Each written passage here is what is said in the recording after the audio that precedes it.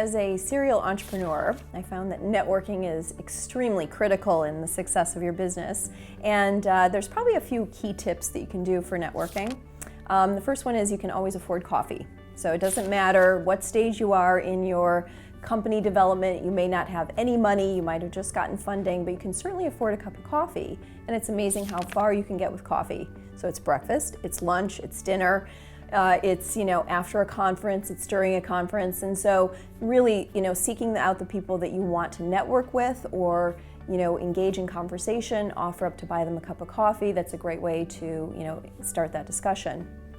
The second one I'd say, which I think is a really good point for networking, is that you need to volunteer. And I know entrepreneurs say, I don't have any time. But it doesn't take a lot of time, and it's amazing how you can network. So you can be the snack mom for your kids' soccer. You can volunteer to pick up the beach on a Sunday morning and get your walk-in at the same time and meet people from the Surfrider Foundation. You can do things in and around your community. You can do things in and around the area of business that you like. So for example, we do a lot of time for equity professionals, and we give back into that community as well. Another thing that I do for networking is your friends and family. They're a great source for networking. So you can ask your friends or family for advice. You can ask them for people they know who are in your line of business or the business that you want to go into. And it's unbelievable the amount of opportunities that are there when you just ask.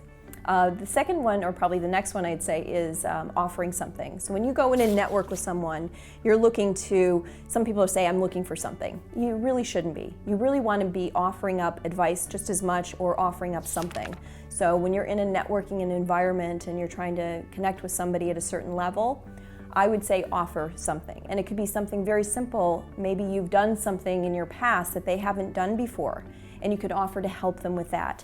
Maybe you're good at accounting and finance and the person you're networking with isn't, and you could offer up some free advice around that. So offering something is really important because it shows that you care, that you're engaged in the conversation, and you're listening to that person.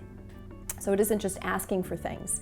Probably the most important one too is to follow up. So when you're networking with someone, you've got to follow up with them. If they've given you their card, it is absolutely critical that you follow up and do it almost immediately. But then on top of that, continue to follow up with them. Schedule it. In fact, I've got a great friend of mine, Jim, who literally puts into his calendar every 3 months to follow up with me, and I know exactly when it's going to be coming because it's almost like clockwork. We go for breakfast every 3 months.